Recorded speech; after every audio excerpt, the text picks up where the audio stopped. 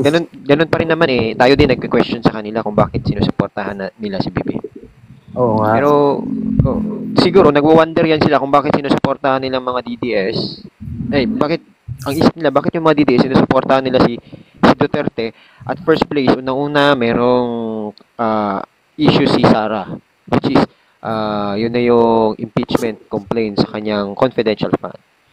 Pangalawa, si Duterte yung nasa sa likod ng mga sindikato na totoong drug lord at maraming korupsyon na nagaganap sa kanila at totoong mga mayayaman sila. Pero lahat ng yun, walang kaso, walang ebidensya. Lahat ng yun, yung iba doon, pinalabas ni Trillanes pero walang proof na naipakita. Puro sila hearsay lang eh, no?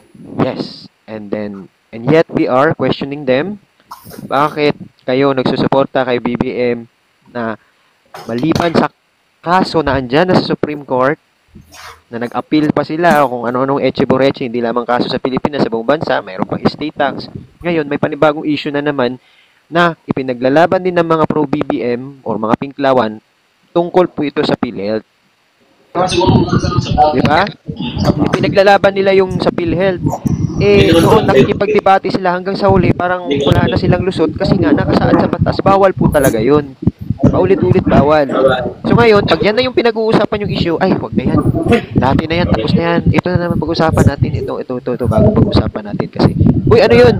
Uy, thank you sa star, ha? Oo, sana all. Bagong gift. Thank you, Buskops. Shoutout. Ito na naman yung pinag-aanungan nila ngayon, no? So, kung may karapatan sila magtatanong sa atin kung bakit DDS, bakit si Duterte yung sinuportahan natin, mas may karapatan nata tayong magtatanong sa kanila kung bakit DDS sinuportahan nila. Ingat. Tama. Dati ako doon, pero dati ako sa traffic. Tsaka, hello, magandang gabi. Tsaka, Uy ka na rin? Tsaka yung issue ni Ma'am Mika regarding sa account niya kasi ayaw na doon niya makipag-discussion kasi last na lang doon yung account niya, maraming nagre-report. Obserbahan ninyo, ako kasi nag-a-upload ako ng nag-a-upload ako ng anong tawag nito? Ng mga pro BBM na mga video at mga DDS. Meron akong bagong in-upload ngayon pero do it po siya regarding nung sa Oplan Horus. Wala po akong dinagdag namin sahe, inedit. Wala po akong nilagyan na title, kundi dinuwit ko, diniretso ko post. Anong nangyari sa akin? Nagkaroon ako ng violation. Kasi nga, yung Oplan Horus, ano tawag nito? Malaking epekto kasi yan sa mga administration ngayon. Kaya ingat po kayo sa mga pinopost ninyo. Yan yung rason, Ma'am Mika. Kaya pag nafe-feel ninyo na medyo masasaktan tong administrasyon na ito sa ipopost mo ngayon, whether it's true or hindi, mag-ingat-ingat ka. Unless kung ipopost mo against kay Duterte, whether totoo din o hindi, kahit masasaktan ng gusto ang administrasyon ni Duterte, hindi ka marirestrict. Pansinin nyo sa mga content ko. Kaya minsan, ito hindi lamang ngayon, tingnan mo yung video ko. Meron akong bagong video dyan, screen record ko talaga na nasa likod. Duit ko lang, wala akong nilagay ni isang letra na dinagdag. Wala akong hashtag na nilagay. Pag duit ko, upload diretso, and then what happened? Sa anong rason na ma-restrict ako? May nag-report sa account ko, may nag-report sa video ko. Most probably, ganun. Pero, sa tingin ko, masyado silang stricto ngayon pag alam nilang malaking impact o epekto sa administrasyon ngayon. Kaya ingat kayo. Ilang beses na yan na content ko, meron na din akong content yan. Pati sa mga comments, di ba? Laging nagkaka-confusion. Yes, sa comments. Naiintindihan ko yung magmura ka minsan, parang pangit yung hindi, ko. Wala akong mura. Sabi ko, yung ibinalik ko lang din yung mga sinasabi nila. Bakit sila hindi na-violate? Ba't ako ganun? O, di ba? Ma'am Ana, kailangan kita dito. Epal-epal dyan. Kasi Ma'am Ana, pro BBM to, pero idol ko to. Kaya, ingat-ingat lang po talaga. Di po muna ako akit. Bakit? Ayaw mo na ba sa amin? Sawa ka na ba kay Boy Coops?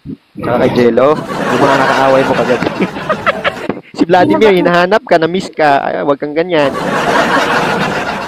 Busy mamaya, abangan kita, aakyat ka. Mamimiss ka ni Vladimir. Ayan na si Vladimir, sana, hinanap ka talaga ni Vladimir, I'm telling you. Hinanap ka dyan, sinundan ka. Mamaya, jojowain ka na ni Vladimir. Sinundan niya? Yan yung nakasagutan ni Vladimir kagabi. Nakasagutan si Ma'am Ano si Ma'am Ana. Pro BBM si Ma'am Ana. Ang daming sinabi ni Ma'am Ana ukol kay Duterte kahapon. Kaya wag niyo na suportahan daw si Duterte, sabi ni Ma'am Ana. Kasi minura daw yung Diyos, sabi ni Ma'am Ana. Bakit kasi iboboto niyo yung tao na minumura niya yung Diyos? May missing context sir, hindi naintindihan dun. Wala naman Ngayon- akong, sa totoo lang, wala naman akong narinig na, wala namang ano doon na minura yung Diyos Wala. Ang sabi niya kasi, Na-misinterpret lang, iba kasi ang pagkakaintindi. sabi kasi ni Duterte is yung your God is stupid and my God is perfect. Ang sinasabi niya mga your God is stupid, yung mga, di ba, yung mga addict, may drug lords, di ba, yung mga boss of the boss ng mga kriminal. Yun yung mga sinasabihan niyang stupid, Yung mga kurakot na opisyal. Kasi God's leader, hindi, wag mong iliteral na God. Meron din mga iba yan, may leader, ganun. Head. Sino Diyos na yung pera. Parang sa pelikula lang yun, yung gods and ano. Hindi daw ganun, sabi ni Ma'am Ana. Kasi ang pagkakaintindi po talaga niya, minura niya talaga yung Diyos. Hindi. Diyos ko, mali lang yung ang pag-iisip nila. Sinabi niya. Pinipilit lang nila yung... Tapos ngayon, dinala na sa Hague, Netherlands, ipatawag-tawag kayo ng Diyos, mga DDS. Tapos inad niya pa Ma'am Ana is, inad niya, and my God is perfect. Perfect. Oh, your God is perfect. And my God Kanya-kanyang is belief po perfect. yan. Agreed. Oh, hindi niyo po naintindihan At yung... hindi siya naniniwala sa mga santo-santo. So, sorry sa mga Roman Catholic, kapag kasali na ako doon, matatamaan. So, hindi siya naniniwala niyan kasi nakalagay talaga sa Biblia na ako yung Diyos na siloso, ayaw kong gumagawa kayo na santo, na sarili ninyong gawa. Literal na sinabi. So, it's up sa mga tao naman, we do respect sa mga religion, kasi sa Roman Catholic. Pero, marami din mga religion na hindi naniniwala sa mga ganun. Kasi nga nakasaad din sa Biblia. Kaya nga, yung Christian, nagkakaroon ng maraming factions.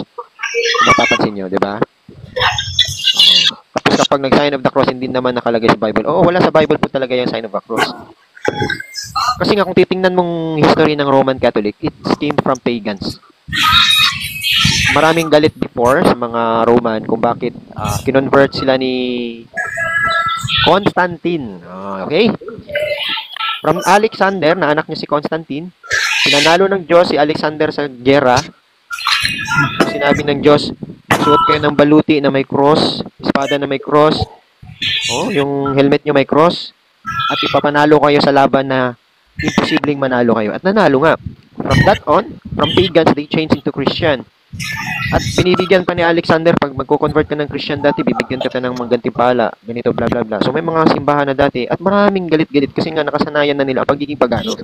Since nawala to si Constantine, at, thank you so much. At si Alexander the Great, dahan-dahan bumalik yung pagans at pinaghahalo nila sa Roman Catholic. As you can see, December 25, the celebration ng pagpapanganak sa Diyos. Hindi po December 25 po kung kailan pinanganak ang Diyos o Diyos na sumakatawang tao o si Jesucristo. Araw po yan ng panganakan ng Diyos ng pagans. You have to research it. So, nahalo-halo na po siya. So, si Duterte, iba yung belief niya.